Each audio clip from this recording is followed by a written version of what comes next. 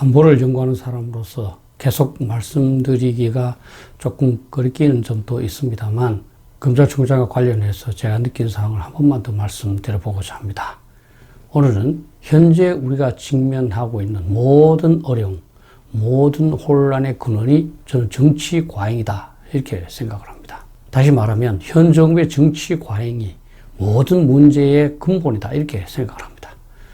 현 정부는 다른 어느 정부보다도 모든 결정에 정치적 고려를 가장 많이 개입시키는 것 같습니다. 인사의 경우에 전문성은 별로 고려하지 않고 농공행상이라든지 자신과 코드에 맞느냐를 고려하는 것 같습니다. 정책 같은 것도 마찬가지입니다.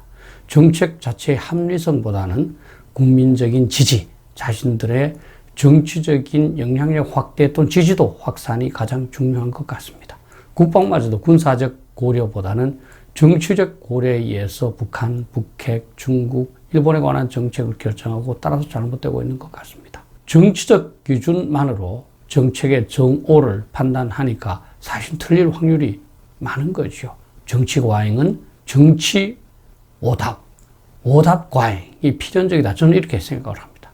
제가 군인 출신이고 국방에 관해서 연구를 하다 보니까 군대에 대한 정치 과잉에 대해서 간단하게 말씀드려 보겠습니다. 여러분들께서도 이미 잘 알고 계시는 사항입니다.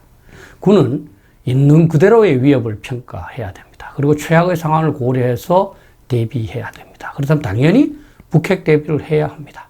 그런데도 불구하고 정치가 어떤 고려에서인지 제한하고 있습니다. 또 북핵 위협 상황에서는 당연히 한미동맹을 강화해야 됩니다. 확장 억제를 확실하게 해야 북한이 공격을 마음먹지 않기 때문입니다. 그런데 정치가 자주를 강조하니까 한미동맹을 강화하지 못하고 있습니다. 중국은 현재 휴전 상대입니다. 그러니까 법적으로는 사실 적인 셈이죠. 6.25 전쟁 때 중국은 북한을 지원했습니다. 그런데 정치가 어떤 이유에서인지 모르지만 중국에 굴종하고 있고 따라서 어떻게 해볼 도리가 없습니다. 북핵 대응을 위해서는 당연히 일본과의 협력이 필요합니다. 한국과 일본은 북핵 위협에 공통적으로 노출되어 있기 때문입니다. 그런데 정치가 개입해서 보통 나라끼리 체결하는 지소미아도 그렇게 그 혼란을 겪었습니다. 그리고 적대 관계처럼 선동을 당하고 있습니다. 본질적인 문제로 들어가서 군은 훈련이 가장 중요하고 군기가 절대적으로 중요합니다. 그러나 정치는 그것은 별로 중요시하지 않고 병사들의 편안한 생활, 복무기간 단축 등을 주장하고 있습니다. 국방이 정치적 고려에 의해서 흔들리고 있고 따라서 올바른 국방 대비 태세를 구비하지 못하고 있는 것이죠. 그래서 군도 답답하고 국민도 불안한 겁니다. 군에 관한 정치 과잉의 문제점은 서양에서도 다 겪었던 것 같습니다. 그래서 정치 과잉, 서무엘 P. 헌팅턴이라는 미국의 학자가 쓴 건데요. 그것이 바로 주관적 문민 통제라는 겁니다. 현대 자유민주주의 국가에서는 민간인이 군인을 통제해야 됩니다. 그런데 그 기준을 주관적으로 자기들이 생각하는 대로 통제한다. 이것이 바로 주관적 문민 통제에서 잘못됐다는 겁니다. 이게 바로 정치 과잉입니다. 주관적인 의미에서 문민 통제를 향상하기 위한 노력은 결국은 군사 안보를 저해하게 된다는 겁니다. 적에 대해서 약하게 되는 거죠. 주관적인 문민 통제는 군사력을 감소시킴으로써 민간 집단은 전쟁을 가능하면 최소화하고자 하는데 군대를 약하게 만들어 보다 보니까 결국은 그들이 회피하고자 하는 그것, 전쟁을 결국 유도하게 된다는 겁니다. 정치 과잉이 결국은 군을 약화시키고 결국은 상대방의 침략을 유도하게 된다는 겁니다. 헌팅턴이 The Soldier and the State라는 아주 유명한 책에서 강조하고 있는 말입니다. 헌팅턴이라는 학자가 제시하는 해결책은 객관적인 문민 통제입니다. 민간인, 문민이 군을 통제하는 건 맞다. 그런데 그 기준이 객관적이 되어야 한다는 겁니다. 그 객관적인 문민 통제는 바로 군대를 군대화 한다는 것이고 그럼으로써 군대가 국가의 수단으로서 제 기능을 하도록 한다는 겁니다. 주관적 문민 통제는 결국은 정치 과잉밖에 없습니다. 그러나 객관적 문민 통제는 각 나라의 사정마다 다양한 형태로 존재합니다. 그런데 그 핵심은 뭐냐면 자율적인 군 전문 직업주의를 존중하는 거라는 겁니다. 군인들이 의사결정을 하도록 하고 군인들의 건의를 받아서 재반일을 결정하면 문제가 없다. 이런 뜻입니다. 제가 검찰 문제에 정통한 것은 아니지만 최근 신문에 난 사항을 좀 보고 또 군하고 비교해 보니까 지금 검찰에도 군과 비슷한 상황이 일어난 것 같아요. 사실 검찰은 법에 의거해서 성역 없이 범죄자를 색출하고 기소하려고 합니다. 그런데 정치는 자신한테 껄끄러운 사람을 먼저 선별적으로 기소하도록 압박합니다. 검찰은 검찰총장 임기와 독립성을 보장해서 공정한 수사를 하고자 합니다. 그러나 정치인인 법무부 장관은 가급적이면 검찰총장을 부하로 밑에 사람처럼 수족처럼 부리고자 합니다. 당연히 검찰은 검사의 인사를 능력에 따라서 하고자 합니다.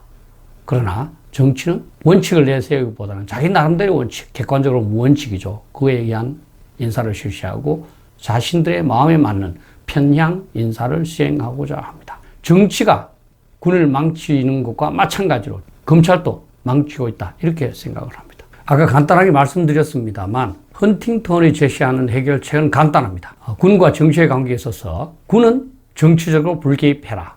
철저한 중립성을 유지하라는 겁니다. 그런데 정치는 반면에 군대 전문 영역을 존중하라는 겁니다. 예를 들면 군 나름대로의 규정, 관행, 문화를 인정해라. 군 인사권과 예산 편성권을 존중해라. 가급적 군에 관한 사항은 군 지휘관들의 의견을 들어서 결정하라는 겁니다. 다시 말하면 정치적으로 불편하더라도 적에게 강한 군대를 유지하도록 정치가들이 배려해 달라 하는 그런 내용입니다. 이러한 헌팅턴의 주장을 검찰에 한번 적용해 보겠습니다. 헌팅턴이 제시한 해결책은 간단합니다. 검찰은 정치적인 불개입, 철저한 중립을 유지해야 합니다. 반면에 정치는 검찰의 전문 영역을 보장해야 됩니다. 검찰 나름대로의 규정, 관행, 문화를 인정해야 합니다. 검찰의 인사권과 예산 편성권을 존중해야 합니다. 그리고 이 수사에 관한 사항은 가급적 검찰 요원, 검찰 조직의 의견을 들어서 결정해야 합니다. 정치적으로 불편하더라도 범죄자에 대해서 강한 검찰을 유지하도록 해야 된다는 겁니다. 정치가들이 자신들의 불편함을 감내해야만 하는 거죠. 헌팅턴의 주장은 군대나 검찰에만 적용되지 않은 것 같아요. 경제에도 적용될 수 있습니다. 경제 한번 적용을 해보면 기업인들, 이런 사람들은 정치로 불개입해야 됩니다. 철저한 중립성을 유지해야 됩니다. 반면에 정치는 경제의 전문 영역을 보장, 존중해야 한다는 겁니다. 시장 중심의 경제 운용, 이걸 보장해야 됩니다. 경제 단체의 인사에 개입하지 않아야 됩니다. 기업 등 경제 주체의 의견을 들어서 경제 정책을 결정해야 합니다. 마찬가지로 정치적으로 불편하더라도 타국보다 높은 경쟁력을 갖도록 기업을 발전시켜야 된다는 겁니다. 조금 확대해 보니까 헌팅턴의 주장은 모든 분야에 적용되는 것 같아요. 사회 모든 분야는 정치에 대한 관심을 가급적이면 줄여야 합니다. 정치적 중립성을 유지해야 합니다. 자기의 분야에 충실해야 되는 거죠. 예술도 마찬가지고, 그 다음에 교육 부분도 마찬가지고, 모든 것이 그렇습니다. 반면에 정치는 사회 각 분야 고유의 영역과 원리를 존중 및 보장해 줘야 된다는 겁니다. 자유로운 경쟁, 자체적인 질서를 각 분야별로 보장해야 합니다. 낙하산 인사 없어야 됩니다. 관련 분야의 재반 사항을 결정할 경우에 조직 및 전문가들의 의견을 들어서 결정을 해야 합니다. 사회 모든 분야에 대해서 정치인들이 정치적으로 불편하더라도 국가 전체의 경쟁력을 강화하는 쪽으로 노력을 해야 된다는 겁니다. 정치인들이 자신의 정치적 불편을 감내해야만 나라 발전이 가능하다는 겁니다. 지금까지 주장을 한번 요약을 해보면 이렇습니다. 현 문제의 근본 원인은 정치의 과잉에 비롯된 것이다. 그런데 사실은 여러분들, 공산주의가 정치 과잉의 전형 아닙니까? 자신들이 설정한 정치 목표, 전 세계 공산화를 위해서는 어떤 것도 다 그 하부 수단과 방법이 돼야 된다는 거 아니겠습니까? 사실은 최근 트럼프 대통령이 미국의 재반일을 정치적으로 해석하고 결정하는 바람에 문제가 되고 있습니다. 미국도 정치 과잉이 문제인 것 같습니다. 그런데 자유민주주의 국가의 지향 방향은 뭡니까? 사실은 정치의 최소화입니다. 개인과 단체의 자유를 더욱 중시하고 정치는 가급적이면 조용히 머물러 있어야 되는 거죠. 따라서는 우리의 문제를 해결하기 위해서는 정치인들은 조금 불편하지만 정치의 최소화가 보장돼야 된다. 정치의 영향력이 각 분야에 대해서 제한되어야 한다. 정치가 적절하게 통제가 되는 사회가 되어야 한다. 그래야 문제도 발생하지 않고 발생된 문제도 해결할 수 있다는 겁니다. 문제는 뭐겠습니까? 과연 정치인들이 그들의 정치적 불편을 감내할 것인가? 좀 합리적이면서 조금 우파적인 사람들은 국가 전체를 위해서 어떤 정치적인 불편함을 감내하고자 노력했던 것 같습니다. 그러나 최근 정권을 잡은 좌파 또는 현 정부 인사들은 그렇지 않은 것 같습니다. 정치가 모든 것을 결정해야 된다고 생각하는 것 같습니다. 그러면 헌팅턴의 주장에 의하면 나라는 발전할 수 없는 거죠. 결국은 정치인들 스스로 정치 과잉을 자제하지 못할 것이기 때문에 국민들이 나서야 합니다. 국민들은 정치 과잉의 폐해를 냉정하게 인식해야 합니다. 그리고 정치인들이 모든 것을 해결하는 거 이거 거부해야 됩니다. 각 분야에서 자신들이 협의하고 토의하고 그렇게 해서 결정을 해 나가야 됩니다. 그리고 정치인에 대해서 무조건 지지하는 거 지양해야 합니다. 잘하는 정치인 지지하십시오. 그러나 잘하지 못한 정치인에 대해서는 분명하게 지지를 철회해야만 그들이 똑바로 할 겁니다. 학연, 지연 여러 가지 인연에 의해서 무조건 지지하는 거 이것이야말로 국민의 권리를 포기하는 겁니다. 그리고 정치가 무능하다면 당연히 정확한 평가를 하고 거기에 따라서 여론의 철퇴를 내려야만 됩니다. 그리고 여러분들께서 재반 사항에 대해서 상충된 의견을 들으실 텐데요. 정치인보다는 전문가의 의견을 존중해 주십시오. 군사 문제는 군인이 결정하도록 해야 합니다.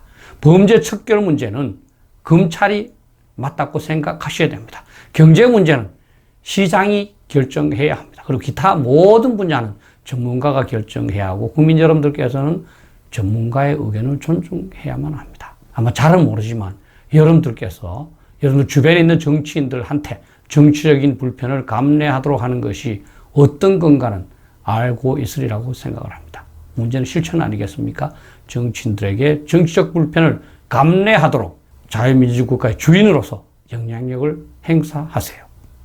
감사합니다.